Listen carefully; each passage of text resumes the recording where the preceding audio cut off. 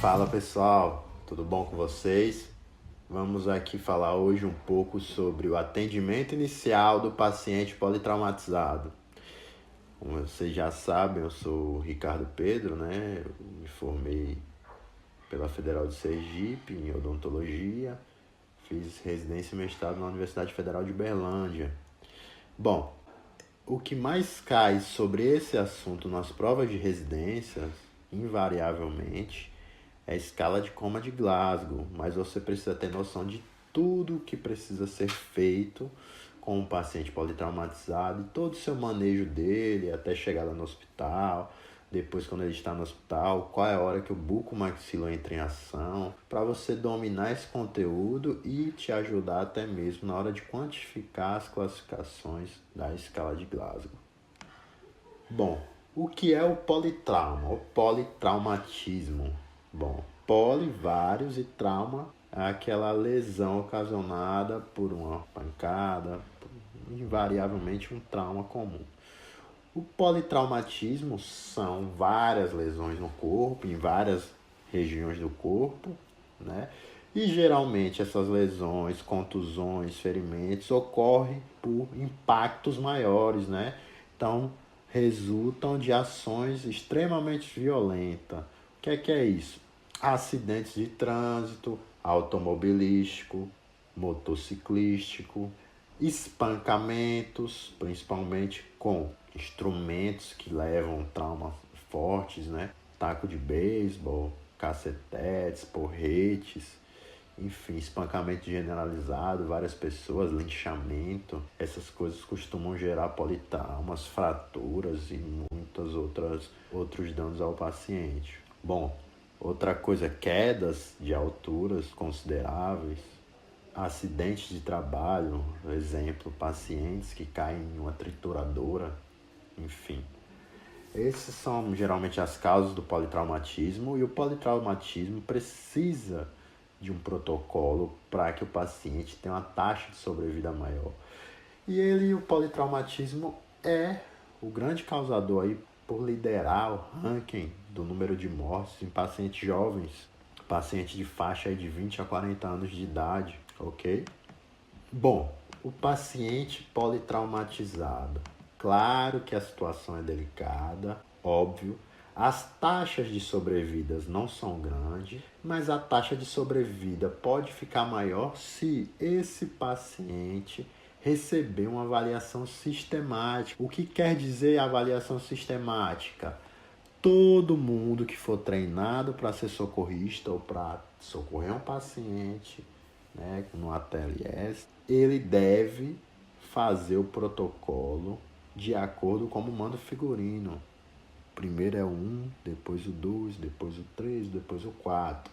Que é isso, é o ABCDE, é o famoso que vocês vão ver na outra parte dessa aula, ok? Então, se eu faço uma avaliação sistemática do paciente, eu jogo a taxa de sobrevida dele lá para cima, ok?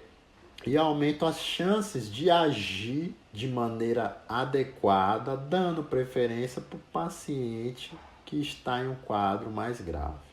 As mortes dos pacientes politraumatizados são em forma trimodal. Por que a gente fala isso? Porque existem 3 picos ou 3 modos aí, como preferir, de morte. O primeiro pico, e geralmente causado por lesões graves, tá? E eu vou explicar as lesões graves, urgentes, não urgentes, que eu estou citando nesse slide, lá na frente. O primeiro pico de morte é ocasionado segundos após o traumatismo, ok? Esse pico, geralmente, a equipe de socorro não tem muito o que fazer. E quando ela chega lá, o paciente ou já está em óbito, ou já está praticamente em óbito, que você não tem nenhuma saída para viabilizar uma sobrevida desse paciente. Lesões graves que podem levar a essa morte no primeiro pico: lacerações cerebrais, danos a grandes vasos sanguíneos, traumas crânioencefálicos graves, como um paciente que não usa capacete, vai andar de moto e ele está em uma velocidade considerável, se choca com outro carro e cai e bate o crânio, bate a cabeça. provavelmente esse trauma crânioencefálico dele vai ser um trauma crânioencefálico mais severo. Esses são uns dos motivos, né, para acontecer essa morte no primeiro pico. Já o segundo pico, que é também chamado de horas douradas, né, e é o pico onde a equipe de resgate e o hospital que receberá esse paciente pode aumentar as taxas de sobrevida dos pacientes politraumatizados e a chance maior de salvar um paciente. Esse paciente vai morrer horas após o trauma, ele vai morrer por uma lesão urgente, que a gente chama, né? Por um trauma fechado, pneumotórax, uma lesão que não mata na hora, mas se esse paciente não for diagnosticado, ter tido uma avaliação sistemática, fatalmente ele vai chegar ao óbito. Esse tipo de paciente é o que as equipes de socorro mais visam. É o paciente que tem chance de sobreviver grande. E o terceiro pico de morte, que é o que acontece dias ou semanas após o trauma. Esse paciente ainda mais tem maior chance de sobreviver, né? Porque na hora do trauma ele não vai falecer provavelmente. E assim como no segundo, o terceiro pico, esses pacientes podem precisar de uma cirurgia, pode ser urgente ou não, né? Geralmente no segundo pico tem alguma cirurgia mais urgente, né? Uma fratura de um osso longo com hemorragia grave, precisa redução de ligação de alguma artéria, enfim. Esse terceiro pico é marcado por mortes, por sepsis, né? Que é a infecção generalizada do sangue, que o paciente hospitalizado corre esse risco, né? Por falência renal, embolia pulmonar, outras consequências dessa internação, além do politrauma, ok? E a classificação das lesões, graves, urgentes, não urgentes, eu vou falar lá na frente um pouco melhor. Bom, os aspectos gerais, né? O que é que eu quero fazer quando eu atendo um paciente politraumatizado? A meta do atendimento inicial é salvar vidas, ok? Mas para salvar vidas eu preciso reconhecer quais pacientes estão mais próximos de morrer e quais pacientes estão melhor clinicamente falando. E para isso eu preciso de uma avaliação sistemática. Então a meta é reconhecer as lesões potencialmente fatais e fornecer as medidas para salvar vidas. Dar o apoio até o paciente ir ao hospital, onde vai ser tratado de forma definitiva, ou esse tratamento definitivo pode iniciar. E a triagem, né? Triar o paciente de uma forma que eu vou priorizar os pacientes que têm mais gravidades. E aí eu consigo, na minha cena do acidente ou na cena do meu politrauma, distinguir qual paciente merece mais velocidade no tratamento e poder priorizar a resolução de uma salvação de vida. Ok? Essas são as metas gerais aí do atendimento inicial do paciente politraumatizado. Geralmente o bucomaxilo não está associado a esse momento, tá? Essa equipe de salvamento pode ser feita por enfermeiros e médicos. O bucomaxilo vai entrar nisso em uma ocasião extraordinária, que ele presencie algo que ele possa intervir, tá certo? Ele é o cara que está lá no hospital esperando esse paciente que já foi estabilizado pela equipe de salvamento, tá? Ou pela equipe de resgate, como preferir. Bom, classificação dos ferimentos. Os graves, né, que estão geralmente associados àquele primeiro pico de morte, segundos após o acidente, né, segundos após o trauma, são aquelas lesões que ameaçam imediatamente a vida. Elas interferem em funções fisiológicas vitais, como eu falei, trauma crânioencefálico, lesões diretamente cardiovasculares, artérias de calibres grandes, laceração cerebral, essas coisas que afetam diretamente as funções fisiológicas do paciente vitais. Então, 5% de todas as lesões são as graves, graças a Deus. Então, é a taxa menor de morte. Mas os pacientes que estão associados a essas lesões graves, apesar de ser 5% delas, 50% desses pacientes morrem, porque mais de 50% de todas as mortes por trauma são geradas por lesões graves. Como eu falei, não dá tempo de a equipe chegar e resgatar aquele paciente. Segundos após o trauma, ele já está vindo a falecer. Então, comprometimento das vias respiratórias, outra coisa. Nesse caso, o bucomaxilo poderia auxiliar no exemplo de uma fratura de mandíbula bilateral. O paciente está entrando em estado de asfixia porque a musculatura toda vai diminuir a abertura da orofaringe, mas esses pacientes geralmente são estabilizados pela equipe médica primariamente e eles podem fazer as manobras para aumentar a viabilidade da via aérea e segurar um pouco essas fraturas mandibulares. Ventilação insuficiente, pacientes com pneumotórax, pacientes com perfurações pulmonares que não conseguem fazer sua ventilação, hemorragias ou lesão do sistema circulatório, então choque hipovolêmico. Então todas essas lesões são lesões graves e levam ao risco de vida rapidamente. As urgentes chegam de 10 a 15% de todas as lesões, comparado aos 5% das graves. É um número considerável. Elas não ameaçam de forma imediata a vida, então o paciente, como eu falei, geralmente estão associadas às horas douradas, né? O segundo pico. É aí que a gente pode fazer alguma coisa, de fato, de forma mais efetiva, se fizer uma avaliação sistemática para aumentar a sobrevida desses pacientes.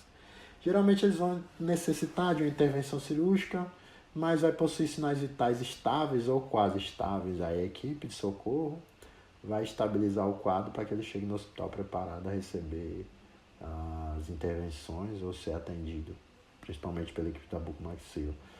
Lesões no abdômen, lesões orofaciais, no peito ou nas extremidades. Essas são as lesões urgentes associadas mais ao segundo pico de morte. As não urgentes são, graças a Deus, são 80% de todos os casos, né? E ela não constitui uma ameaça à vida. Geralmente elas não necessitam de intervenção cirúrgica, né? Ou podem necessitar também, necessitar de uma intervenção cirúrgica. Mas isso aí não são intervenções cirúrgicas de urgência. Então, apesar de necessitar, isso aí também não vai acarretar um risco maior de vida para esse paciente no momento inicial do socorro. Diagnóstico é feito após uma avaliação significativa, avaliação sistemática, e aí pode necessitar de exames laboratoriais, né? Coagulograma, fígado, rim, achados físicos, exames radiográficos, e a observação é durante os dias ou semanas. E aí ela está associada ao terceiro pico de morte, que aí é embolia pulmonar, infecções, esse paciente já vai chegar a óbito lá no hospital, que ele já está internado. Bom, os scores de trauma. A primeira tentativa, né, de quantificar um score neurológico foi a escala de coma de Glasgow, né? E aí depois veio o score de trauma revisado e o score de gravidade de lesão. Bom, o mais importante de fato aqui, que cai em prova de residência, escala de coma de Glasgow, só pergunta sobre trauma revisado e gravidade de lesão. Não me recordo por agora, por todas que eu já respondi, já vi talvez uma de trauma revisado. Tá? Bem superficial, mas se atentem a sair dessa aula e irem por livro sabendo escala de coma de Glasgow. Vocês têm que saber classificar, porque essas questões de escala de coma de Glasgow são recorrentes nas provas. E eu falo isso para todos os alunos e sempre tem bananamento na hora de classificar esses pacientes. Bom, ela foi criada por Chesdell e Janet, né, em 1974. Ela foi a primeira tentativa de quantificar uma lesão craniana e ela também pode nos dar um prognóstico dos pacientes, né, através da sua classificação.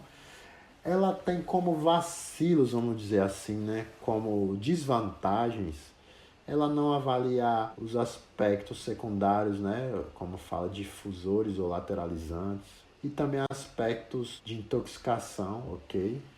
Bom, ela é embasada em cima de 3 variáveis e a sua classificação vai de 3 a 15.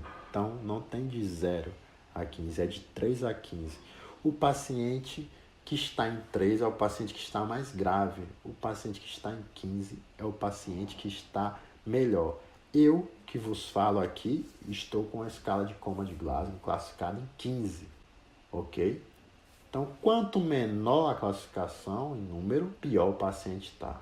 O paciente que estiver entubado no momento da avaliação da escala de coma de Glasgow só recebe a classificação como T. T quer dizer intubação. Isso já caiu em prova de residência. Beleza? São 3 variáveis. Resposta motora, que está associada ao reflexo do sistema nervoso central. Resposta verbal, que está associado à capacidade e habilidade do sistema nervoso central integrar as informações, e abertura de olhos, que é a última, abertura ocular, que ela vai verificar a atividade do tronco encefálico. Vamos lá para ver um exemplo da classificação aqui. Olha lá, pessoal. Abertura ocular, resposta verbal e resposta motora. O meu parâmetro é a abertura ocular. A resposta pode ser espontânea ao comando verbal, ao estímulo doloroso ou nenhuma. Exemplos. Abertura ocular. Só de ver a presença de alguém, ele já está com o olho aberto, ele marca 4 pontos. Se no comando verbal ele abre o olho, ele marca 3 pontos. Se no comando verbal ele não abre o olho, mas quando eu dou um beliscão nele, ele abre o olho, ele vai marcar 2 pontos.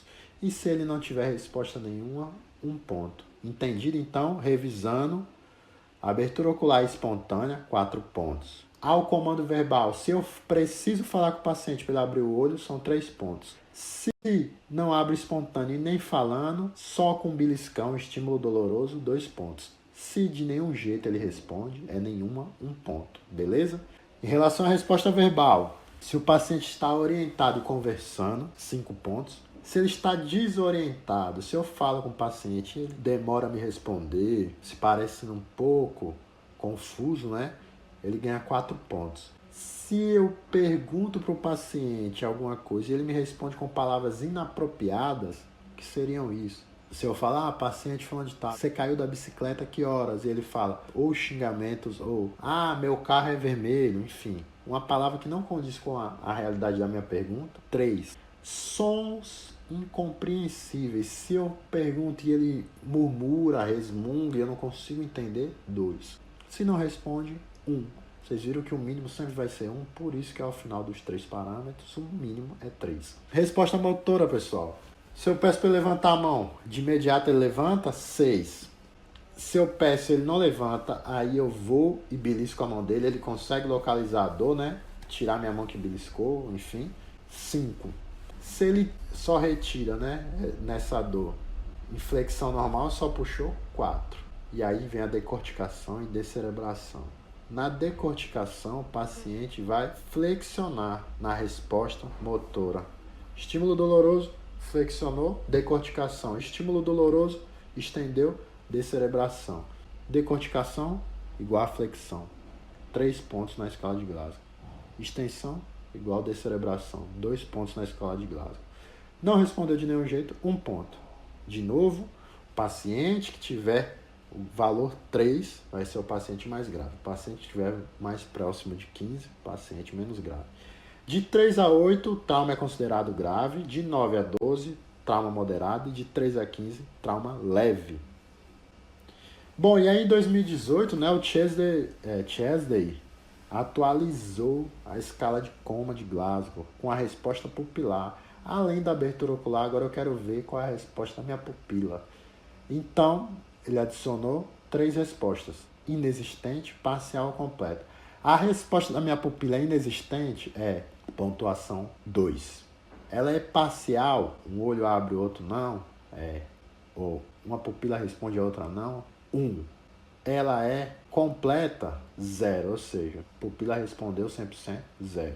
Ao final disso aqui, você vai pegar a sua classificação da escala de Glasgow lá, que deu de 3 a 15, e subtrair com essa métrica aqui, com esse valor. Se for inexistente, menos 2. Ou seja, se o paciente estiver em 3, mais a resposta inexistente da pupila, ele vai estar em 1. Então, menor valor a partir de 2018, óbvio, que não vai ser perguntado na sua prova, porventura seja, você tem que ficar ligado. Gravem a escala de Glasgow comum, e essa aqui vem a parte. Vai ser 1, o menor valor da escala de Glasgow. Se for parcial, subtrai o valor da escala de coma de Glasgow por 1. Se for completa, não precisa subtrair. Olha lá de novo, já aqui com a abertura ocular e já agora com a realização da reação pupilar. Olha lá, inexistente, nenhuma pupila reage ao estímulo de luz. Parcial, apenas uma pupila reage. E completa, as 2 pupilas reagem. E a sua pontuação? Essa pontuação aqui, 2, 1 ou 0, vai ser subtraída da classificação da escala de Glasgow, né? A escala de coma de Glasgow, de 3 a 15. Se o paciente deu 15, subtrai esses 15. Se deu 3, subtrai desses 3, ok? E aí, score de trauma e score de trauma revisada. Champion, em 1981, sugeriu score de trauma E aí ele viria, né, para avaliar mais que a escala de coma de Glasgow e pegar aqueles vacilos que ela não conseguiria avaliar, né? Então ele analisava o estado fisiológico, ele analisa o estado fisiológico do sistema cardiovascular, respiratório e neurológico, ok? Quais são as variáveis? Eu preciso primeiro fazer a classificação da escala de coma de Glasgow, tem que olhar a frequência respiratória, a pressão arterial, a expansão respiratória e o enchimento capilar, pessoal. Aquele testezinho da ponta do dedo, aperta e solta, enchimento capilar. E aí, em 1989, ele viu que essa classificação, essa escala estaria muito longa e propôs um score de trauma revisado, que aí sairia expansão respiratória e enchimento capilar. Só ficaria com 3 variáveis: escala de coma de Glasgow, neurológico, frequência respiratória e pressão arterial sistólica. Bom, aí a escala de trauma revisado não cai em provas, não lembro, não me recordo de ter visto. Se aconteceu a taxa muito pequena, vocês devem saber que ela existe, mas eu acho que vocês precisam mais focar na escala de coma de Glasgow, tá, pessoal? E se cair, pelo amor de Deus, não me condenem. E ela tá aí. Façam a aferição da escala de coma de Glasgow, da pressão arterial sistólica, mais frequência respiratória. No final tem um valor. O valor dela máximo é 12 e o valor mínimo é 0. E aí o score da gravidade de lesão cai muito menos ainda que o score de trauma revisado. E aí eu vou falar sobre ele só a título de conhecimento, né? Então ele vai comparar as taxas de mortalidade do trauma, as gravidades da lesão para os 3 sistemas, né? Nervoso, cardiovascular, respiratório, aí abdômen, extremidades e pele. A gravidade da lesão pode ser menor, moderada, grave, não potencialmente fatal, com uma sobrevivência provável ou sobrevivência não provável. Cardiovascular, com sistema nervoso central e queimaduras fatais. E aí, ó, as 3 maiores pontuações de 1 a 6, você vai levar ao quadrado e somar. A maior pontuação possível é 108, porque 6, que é a maior taxa, ao quadrado, 36. Somado aí vezes 3, 108. Beleza, pessoal? A título de conhecimento, não vejo cair em prova, não acho que vale a pena se ater. Bom, por hoje é só. A próxima parte vai ser sobre o protocolo de ATLS, né? Suporte de vida de trauma avançado, ou melhor dizendo, suporte avançado